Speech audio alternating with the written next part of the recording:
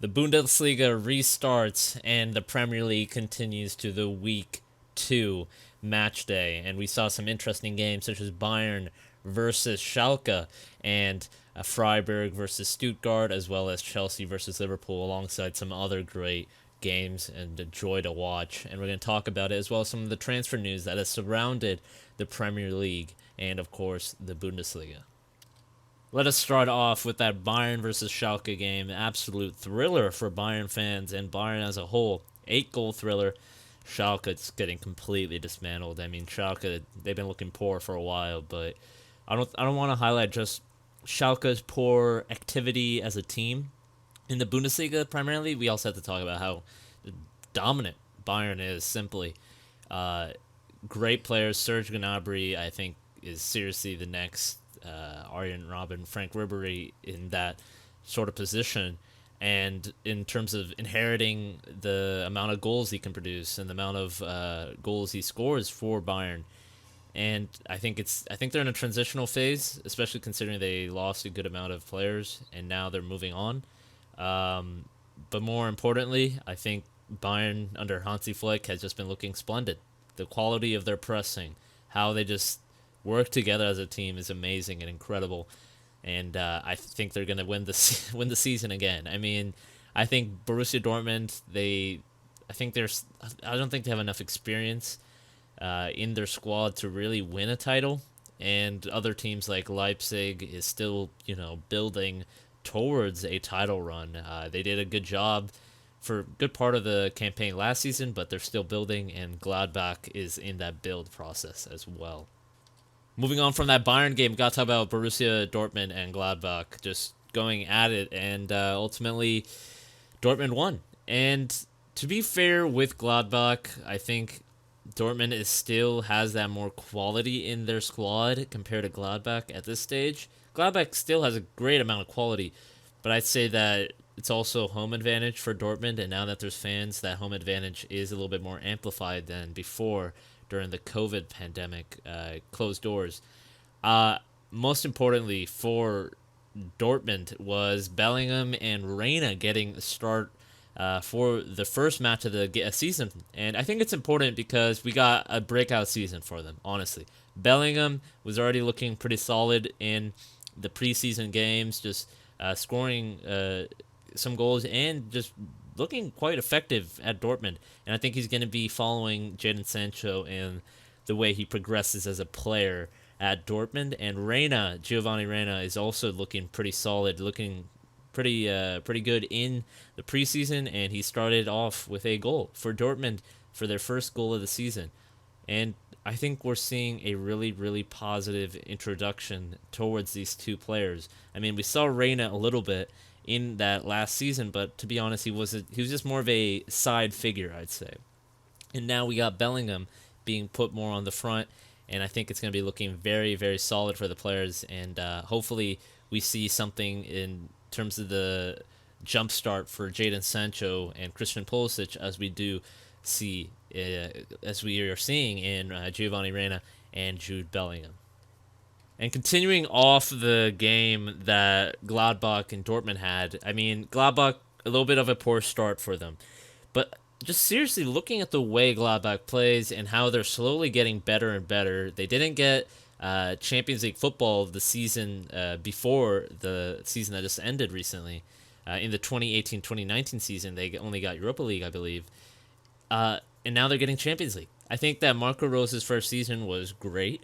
Gladbach just looks very similar to Liverpool in terms of how they're building the team and getting far better results slowly. And we're seeing the team rise and try to achieve the glory that they had in their past history. And we see that similarities to Liverpool as we can draw from Marco Rose playing under Jurgen Klopp at Mainz. And I think that football philosophy in terms of pressing is clear to see. And I think it's important for Gladbach. I mean, I think we're seeing a lot of teams in the Bundesliga slowly becoming more competitive to Bayern. I say Bayern only has, if I'm to be rough with my estimate, probably a season or two before we see more of a competitive challenge. I think that next season for Gladbach should be a season where they should contest the title. in terms of fully integrating his philosophy, Marco Rose, in his football, and we see other teams such as and Dortmund and Leipzig slowly integrating their manager's philosophy and just fully getting the players in for a competition title. And I think we're seeing that in Gladbach in terms of rising and pushing on. I mean, their performances and results have increased. Unfortunately, they do slip in certain parts of the season, but if they can really tie up those loose ends, I think we could see them as a team that's going to compete for the title more effectively and maybe even win the title. Now going back to Man United versus Crystal Palace in the Premier League, very just poor performance from not Crystal Palace, Manchester United. Crystal Palace did splendid, especially Wilfried Zaha. Ayew had a poor game, but Crystal Palace still kept pushing on. That VAR check on the penalty decision against De Gea was I was a little disappointed in that, but it's the rules, and that ultimately was it. But Man United, they speak about bringing in players like Jadon Sancho, and that defense is just very, very poor. I mean, Ole Gunnar Solskjaer, I think he has one more season left, and if we don't see he's been given funding in terms of players being brought in. Donny van de Beek looking splendid, but Ole Gunnar Solskjaer, if he doesn't get a defender very soon, I think we could see him leaving by the end of this season. If not, I think that the board has a lot of patience with him, first of all. And if the board understands that he doesn't have a good defender, that might also be it. But he needs a defender.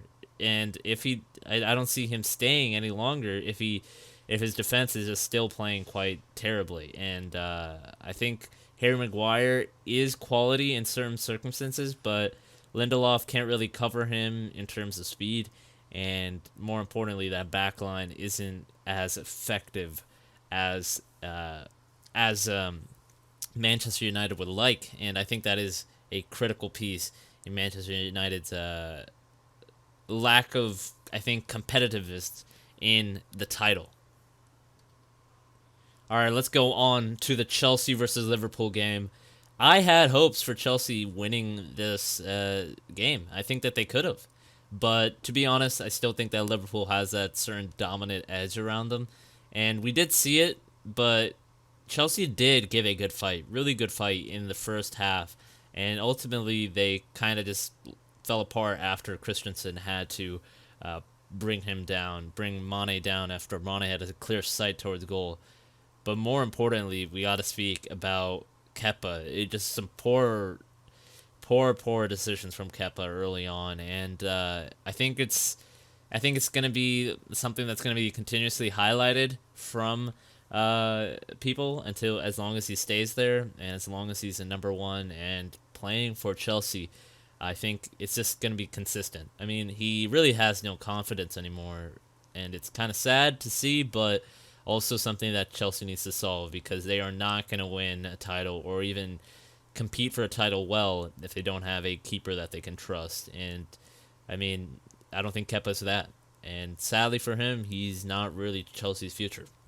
All right, moving on to my favorite club, SC Freiburg in the Bundesliga against Stuttgart, a derby that was really got me excited with the first 3 goals going in, 3-0, and then Stuttgart brought in some substitutes, and we saw that change in the activity of the game, and that was close. They scored 2 goals, and thankfully they didn't score the 3rd goal, and a penalty almost I thought would be conceded from Lucas Heuler, but it turned out it wasn't, and that was a close game. But Roland Saleh, from that specific game, I think he's set for a superb season in terms of what he's been doing for Freiburg, and he's slowly been getting better in terms of developing.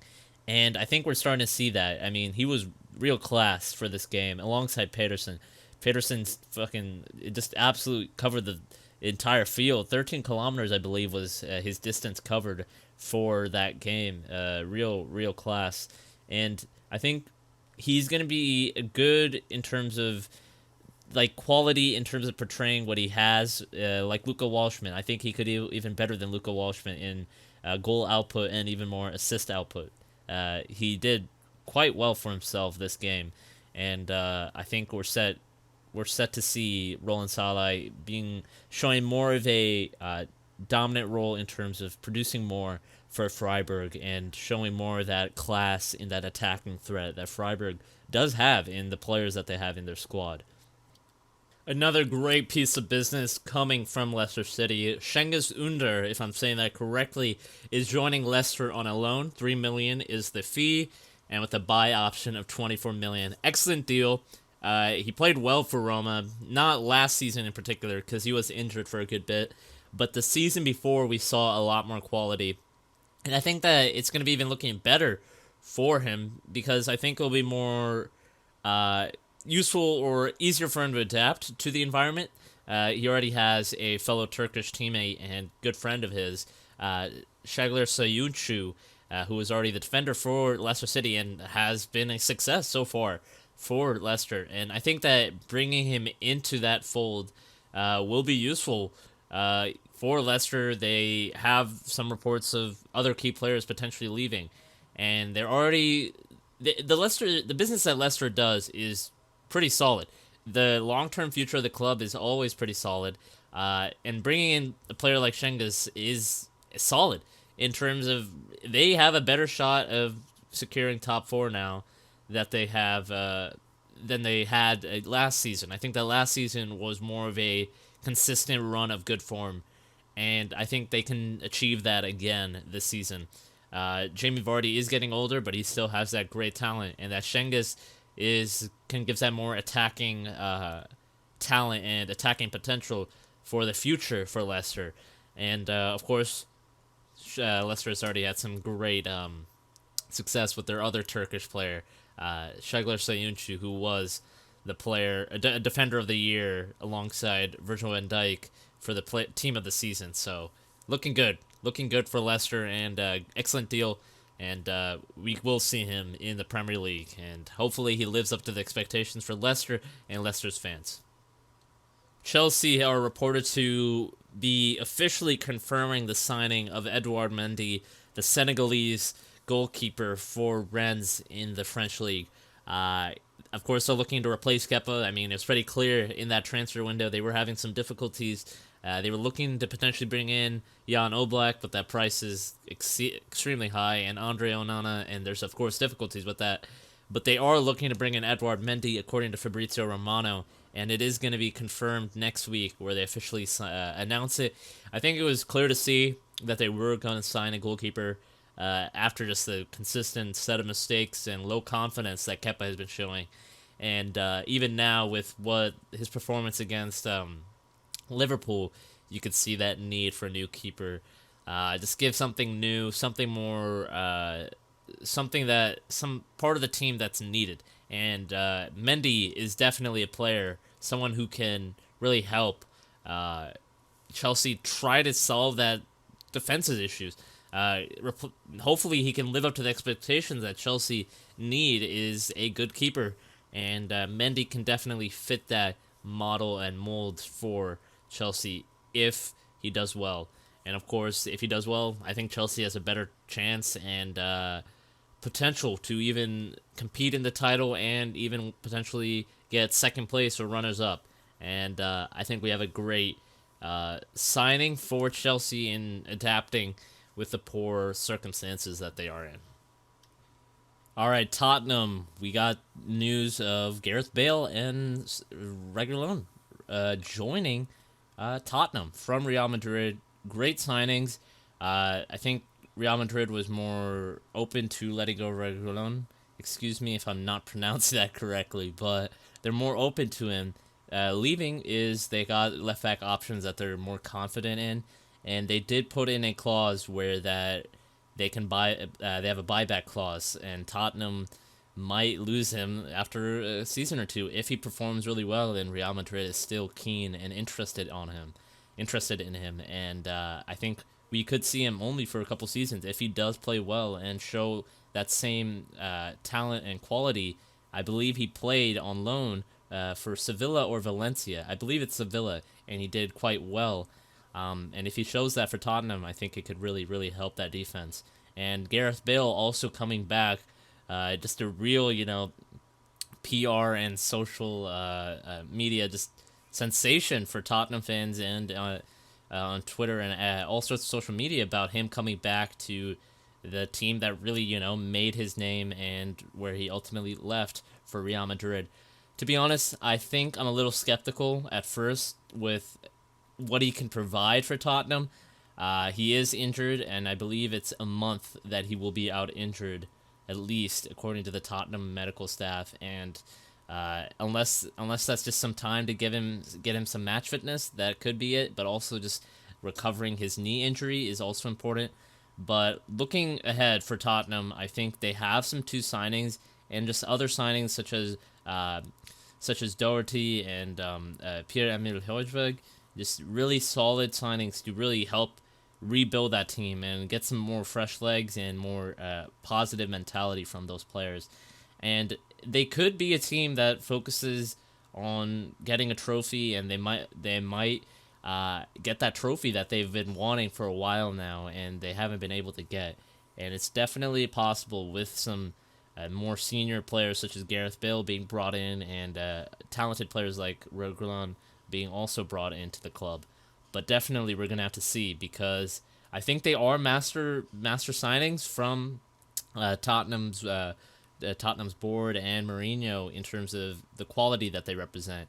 And they definitely raised the par for Tottenham in getting better players into their squad. Continuing off of that Gareth Bale and Reguilon transfer news, we got to speak about Dele Alli. It's reported that Tottenham is looking to offload him and just bring in other players, and I can understand the reasoning behind it. He has been pretty inconsistent after his breakout season, and just two seasons that he was really good and solid for Tottenham. But he has been pretty inconsistent, and I can understand the sentiment around it, but also I was a little shocked about it. And what we can see is it's reported that the way he plays and the positions that he has under his belt is kind of awkward for Mourinho in determining how to play him. To be honest, he didn't have that great of a season last season, and it's being consistently shown that he hasn't shown that great seasons and great stats and great play as we saw previously in his career. And I think it's understandable because they are bringing in new signings, bringing in new players that Mourinho likes. And Jose Mourinho, we saw, if you didn't see the documentary, the new Tottenham documentary that came out, that he even talked about how lazy Dele Alli is in training. And I think we see in the type of players that Mourinho likes, he likes players that work hard. And I think that Dele Alli has shown some of that laziness. And the players that Mourinho likes, such as McTominay, players who are very, very hard working on the pitch. And I think that Dele Alli doesn't really fit that mold, and it's something that's going to be a problem for him. And other clubs, such as PSG, have been offered by Tottenham, and I think that he could move. And I don't think he has much of a future if Mourinho is going to be continue to play. Unless Mourinho finds a way and Dele Alli himself pushes himself to really adapt and fit into Mourinho's style, then we could see him stay. But it's looking very, very shaky for his future in Tottenham. All right, that will be it for this podcast. Well, we got some interesting, games coming up, and more importantly, just an interesting games that we saw. Of course, I think it's interesting to see the Bundesliga in particular. I think it's just going to be another Bayern stomp with the way they played in the Champions League and how it's looking like it's going to be transitioned over to the Bundesliga again. I think they're going to look solid. But also, I'm very optimistic about the other teams, the other three teams, predominantly Leipzig, Gladbach, and Dortmund, and what they're being able to produce. I think they have a chance for really contesting the title in the next season or two.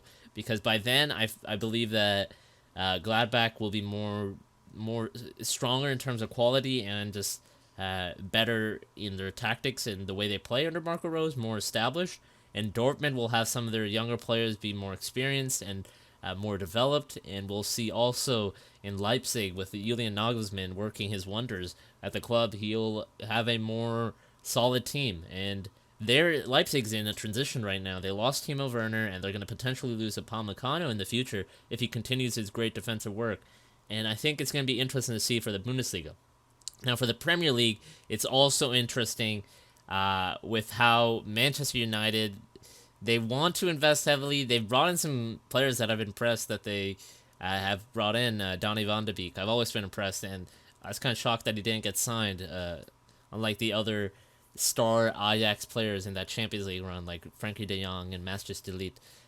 But he is looking incredible. Scored on his debut, and But I think Ollie is losing a lot of time in terms of what he's being able to produce. That was a really shameful and disappointing defeat against Crystal Palace. Chelsea versus Liverpool. Chelsea, they need time. I hate the amount of pressure people are putting on Kai Havertz. It's absolutely disrespectful. And I think, more importantly, the amount of pressure that the price tag gives is just so shameful and disgraceful, and how people are already putting such high expectations. He's been there for like 2-3 weeks, and he's moving from the Bundesliga to the Premier League, moving to a different country and different, just culture, different playing styles. And Timo Werner is looking better in terms of his performances, but he's had a far longer time to adapt. And of course, you can see that in the way he plays and how he won I believe he won 1 or 2 penalties. But definitely, I think we just need to give him more time as a player. Aston Villa, they won. Really, I think I expected them to win in terms of just how Sheffield United, I don't think they could have performed as well as they did last season. I think that the way that they play and the amount of players that they have and the amount of support they have, I don't think they could have. And they've started with a poor start to their season, and it's going to be shaky for them potentially. Other than that, there are some clubs that Arsenal just looking pretty solid under Arteta, with a lot of hype around them. Pretty excited to see what they can do, if they can win and maybe even challenge for top 3, top 4. I'm pretty positive they can challenge for top 4 if they continue with the way Aubameyang and the front 3 and the defensive signings that they brought in is pretty good from them, and the business around Martinez was pretty good in terms of bringing in transfer revenue for a player that been on the bench for a while and showed how much quality and talent he has. He just needs to be given that chance, and I think it's gonna be a really, really good season. The Bundesliga, I'm a little shaky about if it's gonna be a good season in terms of competitiveness. I doubt it because of Bayern's dominance that we saw in the Champions League and against Schalke. But the Premier League, I feel way more confident about their quality. And yep, that's just my post thoughts, I think. And most importantly, that will be it for this episode of the podcast. So thank you all for listening in. And if you are listening on YouTube, please hit the subscribe button and the like button, and comment down below if you have any thoughts. And if you are not listening on YouTube, please, if you would like to go check out our YouTube channel, Football Baron. And we have small clips of the podcast, so they're easier to watch and just get shorter segments. But if you are listening on a podcast platform such as Apple Podcasts, Google Podcasts, Spotify, Stitcher, any of those platforms, please make sure to subscribe to us or follow us, and of course give us a positive rating. That would be very much appreciated. Thank you again for watching, and I wish you all the best for this upcoming week and the upcoming match day. If you're supporting the team, good luck, and I will see you again next week. Have a great day, guys.